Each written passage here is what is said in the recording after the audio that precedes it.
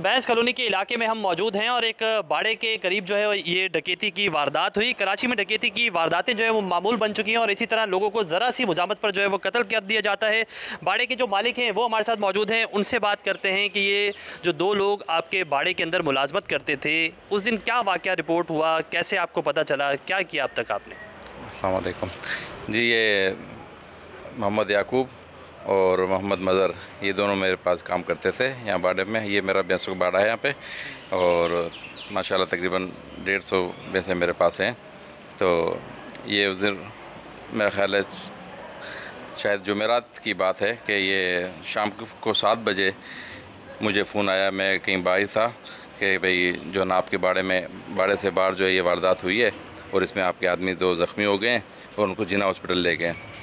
तो फिर मैं वहाँ से निकला सीधा जिन्ना हॉस्पिटल की तरफ। तो वहाँ जब वहाँ पहुँचा तो वहाँ पता चला कि एक बंदा जो मेरा था, मोहम्मद याकूब नाम का जो था, उसको गोली कोई दिल की तरफ लगी थी और वो जान बहक हो गया था। और उसके साथ दूसरा मोहम्मद मज़र जो थे वो उनको गोली पैर में लगी थी और वो ज़ख्मी हो गए थे। तो फिर उतने में उनके जो लवाकिन वगैरह थे उनको भी हमने बुला लिया था, वो भी आ गए थे और उनको फिर एम्बुलेंस में वहाँ से उनको रवाना किया हमने। चूँकि ये आपके बाड़े पे ही मुलाजमत करते थे तो क्या सिर्फ इनसे मोबाइल फ़ोन छीना गया? याकूब जो है वो कितने अरसे से काम कर रहा था और जो मज़र है वो कितने अरसे से आपके बाड़े पे काम कर रहा था? हाँ, याकूब जो है तकरीबन 2.5-3 माह से हमारे पास था। छोटी उम्र का ही था, तकरीबन ये 18-19 साल उम्र थी इसकी। और जो मज़र जो थे वो तकरीबन 2-2.5 साल से हमारे पास हैं। और ये हाँ ऐसा ही वाक़या हुआ कि ये यहाँ से निकले तो उनके पीछे कोई डकैत आ गए थे और मोबाइल वगैरह उनसे ले रहे थे। तो इतने में ये लोग 4-5 आदमी थे और वो 2 थे। तो शायद इनके जहन में आई होगी कि हम 2 हैं और ये 2 हैं और हम 5-6 हैं, इनको पकड़ लेंगे। तो उन्होंने एक को पकड़ने की कोशिश की। तो इस दौरान जो है वो दूसरा जो था उसने उनको ऊपर फायर किए और वो फिर भाग गया था। और दूसरा जो ज़ख्मी था उसको उन्होंने पकड़ा रखा। फिर इतने में पुलिस आ गई हमारी और इलाके के लोग भी जमा हो गए। फिर उनको वो ले गए थे सुकन थाने की तरफ। ये फैमिली जो है ये यहाँ की नहीं है, इंटीरियर सिंध की है। कोई माली मदद आपने अब तक इनके साथ की है? इनके जो लवाकिन है उनसे कोई आपकी बातचीत हुई है? हाँ जी, जब ये वाक़या हुआ उसके बाद फिर जब हम हॉस्पिटल गए वहाँ पे तो उनके जो लवाकिन आ गए थे उनसे भी हमने कुछ माली ताउन किया उनका। और उनका जो था उनका बंदोबस्त जो उनको पहुँचाने का था वो भी जी हमने अपने पास ही करवाया। पुलिस का रिस्पॉन्स कैसा था? आपको जब 7-7:30 बजे ये पता चला, आप तो हॉस्पिटल गए, फिर पुलिस ने आपके साथ किस तरह ताउन किया? कैसे इन मुलजमान को डिटेक्ट किया? कैसे इन तक पहुँचे? जब हम वहाँ पहुँचे जिन्ना हॉस्पिटल तो वहाँ भी हमारे सुकन थाने के 1-2 जवान जो थे वहाँ पे पहले मौजूद थे, वो पहुँच गए थे वहाँ पर। तो उन्होंने ये जो कार्रवाई वगैरह थी, जो पुलिस की जो कार्रवाई वगैरह थी, वो उन्होंने खुद करवाई। बेचारों ने ताउन किया हमारे साथ उन्होंने। जो SHO सुखन है वो हमारे साथ मौजूद हैं, जावेद अबड़ो, उनसे जानते हैं। उन्हीं के इलाके में ये डकैती की वारदात हुई थी जिसमें एक शख्स जो है वो जांबाग जबकि एक शख्स इसमें ज़ख्मी हुआ था। क्या ये वारदात हुई? जो दोनों मुलजमान हैं उनका कोई क्रिमिनल रिकॉर्ड अब तक सामने आया है? काशिफ भाई, 7:30 बजे का टाइम था। 2 गवाले वहाँ से बाड़े से मोटरसाइकिल पे मेहरान अंडस हाईवे की तरफ जा रहे थे। तो अंडस हाईवे की तरफ से 2 मोटरसाइकिल पे डकैत आए। मुझे मोटरसाइकिल गश्त वाली मेरी नफरी यहाँ पेट्रोलिंग में थी, उन्होंने फ़ौरन बर वक्त मुझे फ़ोन किया कि सर यहाँ डकैतों ने मुज़ाहमत की है, मोबाइल फ़ोन छीन रहे थे और अवाम ने भी उनको पकड़ लिया है। इसी दौरान जैसे ही मैं पहुँचा, मैं भी गश्त पे था, मैं फ़ौरन पहुँचा और आके हमने डकैत जो है अवाम ने पकड़ा हुआ था, उसका दूसरा साथी जो है फायरिंग करता हुआ उसको भाग गया। तो जैसे ही हमने आके ज़ख्मियों को भी उठाया, ज़ख्मियों को मैंने बर वक्त जो है जना अस्पताल रवाना किया। डकैत को जो है अवाम ने पकड़ा हुआ था, डकैत भी शदीद ज़ख्मी हालत में था, उसको भी लिया। और दूसरे डकैत जो फरारी मुलजिम था वो इस तरफ जो भागा। तो इसके लिए मैंने बर वक्त अपनी इंटेलिजेंस टीम और मैंने मोटरसाइकिल गश्त और भी टीमों को रवाना किया कि ताकि ऐसा ना हो कि रेलवे फाटक क्रॉस करके शाह लतीफ़ की हदूद में न क्रॉस हो जाए। तो वो बर वक्त हमने उस तरफ जंगल की तरफ जो है फील्डिंग लगाई और अल्लाह का शुक्र था कि हमारे वहाँ पे मेरी पुलिस पार्टी के साथ उस डकैत ने पुलिस को देख के फायरिंग शुरू कर दी। हमारा वहाँ मुकाबला हुआ, ठीक है, और वो फिर हमें क्लियर हो गया कि ये वही डकैत इसका साथी जो है हुआ। उसका साबका रिकॉर्ड भी मिला है, इससे पहले भी वो मुतअद्दिद बार जेलों में जा चुके हैं। चंद हज़ार रुपए के लिए करके या फिर मोबाइल फ़ोन करके उसके लिए करके जो है वो मुलजमान इस तरह फायरिंग का जो वाक़या है वो रिपोर्ट होता है। पुलिस की कार्रवाइयाँ कहीं हो पाती हैं। इस केस को आपने सॉल्व करने की कोशिश की, लेकिन ऐसे मुतादिद केस हमारे सामने आते हैं जहाँ जो है कार्रवाई प्रॉपर नहीं की जाती है। एक मुलजिम जो है वो बार बार जो है वो इस तरह की वारदात करता है। इस हवाले से क्या कहेंगे, शहरी उस पर क्या करें? काशिफ भाई इससे पहले भी देखो उसका प्रीवियस क्रिमिनल रिकॉर्ड मिला है, वो ऑलरेडी जेल भी जा चुका है। ये हैबिचुअल क्रिमिनल्स है। हम लोग इनके लिए पूरी कोशिश लगे रहते हैं, हमारी बड़ी वॉच होती है उन पर कि जो हमारे एरिया में हैबिचुअल क्रिमिनल्स आते हैं उनको ट्रेस करने की कोशिश करते हैं। इस पे जो आपने मुकदमा किया है वो किस नौइयत का किया है और कितनी सज़ा उस पर उसको हो सकती है? इस पे हमारा मुकदमा 302 का है। जो ज़ख्मी साथी है वो अभी भी हमारे पास रिमांड में, जो मुलजिम है इसका, और वो हमारा बिल्कुल 302 का मुलजिम है।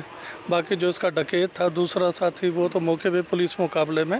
जो 302 की आपने सेक्शन लगाई है, इस पे कितनी सज़ा कितनी बनती है? तो उसमें उम्र कैद है, सज़ा फांसी भी है। ठीक है, अभी अदालती कार्रवाई आगे चलेगी और हमारा जेनियन मौके पे अवाम ने भी पकड़ा है। डकैती की इस वारदात में जाँ बहक होने वाले 18 साला याकूब नामी नौजवान के वालिदैन पर अब क्या गुजर रही है, कराची में हमारे नुमाइंदे काशिफ मुश्ताक ने उनसे बात की है। आइए आपको दिखाते हैं। फायरिंग से याकूब नामी नौजवान जाँ बहक हुआ था। उसकी फैमिली हमारे साथ मौजूद है। याकूब के वालिद और वालदा भी हैं और उनसे बात करते हैं कि इनका आबाई ताल्लुक़ जो है वो कराची से नहीं है। ये कराची स्पेशली यहाँ आए हैं और इनके यहाँ इन्होंने एक घर भी लिया और घर के साथ साथ जो है वो याकूब को यहाँ नौकरी दिलवाई और उसके बाद जो है वो ये डकैती पर मुज़ामत के दौरान जो है वो याकूब को कत्ल कर दिया गया। इस हवाले से इनसे जानेंगे कब आप कराची आए थे और फिर ये याकूब को आपने नौकरी पर लगवाया, क्या हुआ इस मामले में? जी, हमने इधर नौकरी पे लगवाया, मजदूरी कर रहे थे हम इधर। वो बेटा हमारा वो एक ही है, कमाने वाला एक ही था, और ये छोटा बच्चा है हमारा और एक बच्ची है हमारी। मैं पाँव से माजूर हूँ, मेरा और कोई नहीं है कमाने वाला। तो इधर वाड़े पे काम दिलवाया उसको, तो रात को डाकुओं ने उसको शहीद कर दिया और अब हमारा कोई नहीं है मदद करने वाला या कोई हमारा साथ देने वाला कोई नहीं है, कोई हमारी मदद की जाए। आपका भाई ताल्लुक़ कहाँ से? हमारा ताल्लुक़ है टंडो आदम से। ठीक है, मीरा सनमरी से है। तो आपको ये पता कैसे चला इस वारदात का और क्या कॉल आई आपको, कैसे पता चला ये सारी? जी, इन्होंने वाड़े वाले मालिक ने जो है उन्होंने कॉल की कि भाई तुम्हारा बेटा जो जाँ बहक हो गया है और तुम आ जाओ इधर। फिर हम आए इधर, उसको रिपोर्ट की और ये थाने पे गए हम और पुलिस वालों ने हमारी बहुत सी मदद की और उन डाकुओं को भी पकड़ा और फिर जो है हमें 3 महीने पहले ही आपने याकूब को ये नौकरी दिलवाई है। अकेला वो कफालत करने वाला था, कैसे अब गुजारा करेंगे, क्या अपील करते हैं आप? अब हमारा तो कोई नहीं है इधर, नहीं कमाने वाला है। मैं पाँव से माजूर हूँ, मेरा कोई नहीं है। अब अपील की जाती है मेरी कोई मदद की जाए। अब आगे ठीक हो गया। आप बताएंगे कुछ, आप याकूब के बारे में कहेंगी, कैसे आपको जब ये ख़बर मिली तो क्या आपने किया, क्या आपको लगता है इसमें? मेरा बेटा एक ही था कमाने वाला, हमसे जुल्म हुआ है। मेरा कोई नहीं है कमाने वाला, मुझसे बहुत ज्यादती की गई है। मेरा छोटा बच्चा था।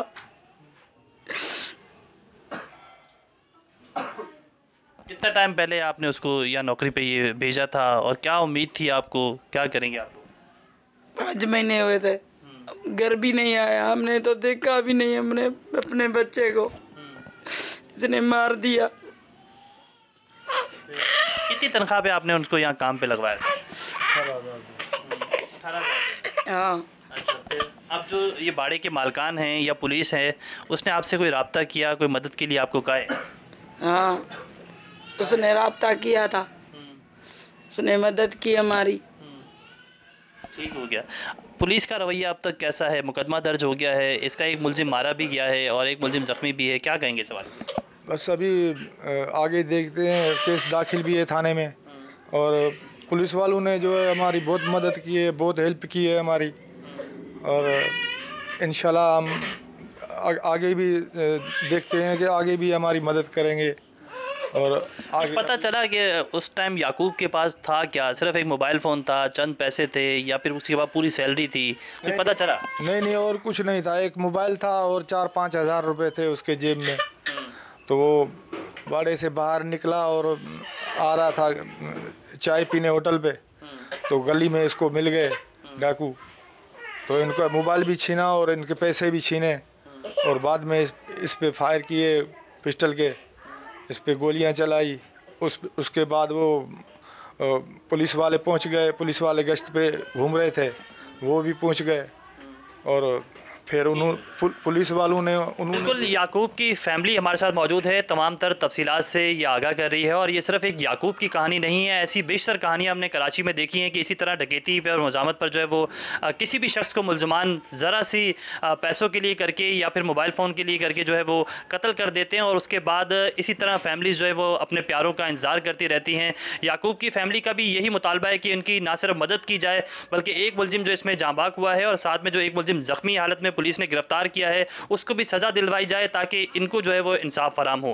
प्रोग्राम में आगे भी चलते हैं, आगे भी इस हवाले से बात करते हैं और जानते हैं कि किस तरह मुल्ज़मान को पकड़ा गया और कैसे ये तमाम तर कार्रवाई हुई। तो नाज़रीन, इस वारदात के बाद एक मुलजिम हलाक हो गया जबकि उसका साथी जख्मी हालत में पुलिस ने गिरफ्तार कर लिया।